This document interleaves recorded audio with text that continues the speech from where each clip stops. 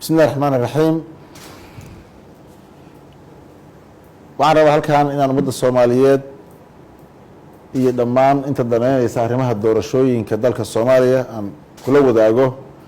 hawlihii u dambeeyay ku saabsan arrimaha doorashooyinka aan wadnay dad u dambeysay ahaa xal u helista ama xal u raadinta kala duwanaanshihii ama tabashooyinkii ka soo laabtay heshiiskii doorashooyinka 17 September ku dhamaaday magaalada Muqdisho. sidaa darteed waa muhiim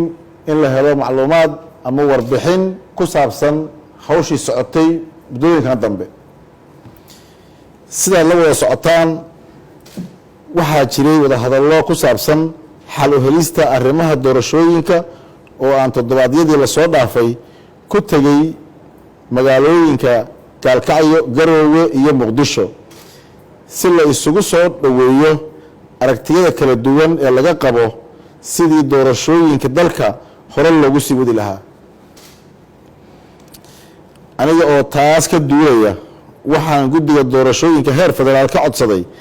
in ay muddo dib u dhigaan jadwalka doorashooyinka si fursad loo siiyo xalinta tabashooyinka ay qabaan dowlad goboleedyada Puntland, Jubbaland iyo siyaasiyiinta kale. intaas kadib waxaan wada hadallo maalmo socday la yeeshay madaxweynayaasha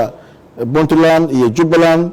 Saciid Deni iyo Axmed Madoobe saaxiibaday.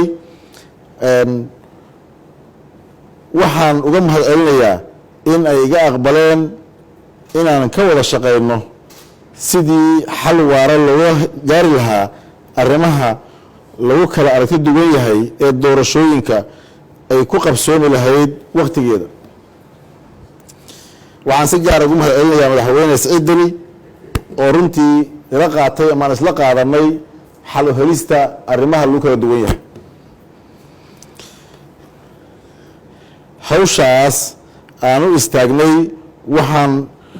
uga gol lahaa inaysan meel cidlo ah ku dhicin ama ku dhammaan heshiiskii doorashooyinka ee ku gaarnay Muqdisho 17 September 2020 ayna ka sii horeeyeen gogashii ay reer Galmudug dhigeen Dhuusamareeb 1, 2 iyo 3. dareenkayga mas'uuliyadeed waxa uu ahaa mar walba inaan la xirin albaabka wada hadallada si niyad sami Soomaalinimo ay ku dheehan tahayna inaan u xalino tabashooyinka ka soo laabtay heshiiskii 17 September 2020. markii aan madaxda Puntland, Jubbaland iyo dhinacyada kale asbuucii la soo dhaafay ku shirnay Garowe waxay si sharaf leh iga aqbaleen dhexdhexaadintii aan u istaagnay waxayna ii soo dhiibeen qodobo sida Soomaaliya la wada socoto 3 ah oo ay ka dalbanayaan madaxda dowladda federaalka ah iyo dhinacyada kale inay fuliyaan si loo soo afjaro tabashooyinka ay ka qabaan arrimaha doorashooyinka. kadib waxaan ku soo laabtay Muqdisho aniga oo shirar la galay madaxweynaha Jamhuuriyadda Federaalka Soomaaliya Mudane Maxamed Cabdullaahi Farmaajo iyo ra'iisul wasaare Mudane Maxamed Xuseen Roble. intaas kadib waxaan dib ugu celiyay madaxweyne Saciid Deni iyo madaxweyne Axmed Madoobe iyo dhinacyadii kale tabashada qabay go'aankii madaxda federaalka ee ku saabsanaa doorashooyinka si isgoyska haatan la taagan yahay looga dhaqaaqo dalkana ay uga dhacdo doorasho heshiis lagu wada yahay oo waqtigeeda ku qabsoonta. waxaan rabaa inaan halkan ka caddeeyo in weli aysan wax jawaab ah ka soo noqon saaxiibaday madaxda Puntland iyo Jubbaland iyo dhinacyadii kale ee dhexdhexaadinta aan halkan u imid iyo natiijadii wanaagsaneed iyo tanasulkii ay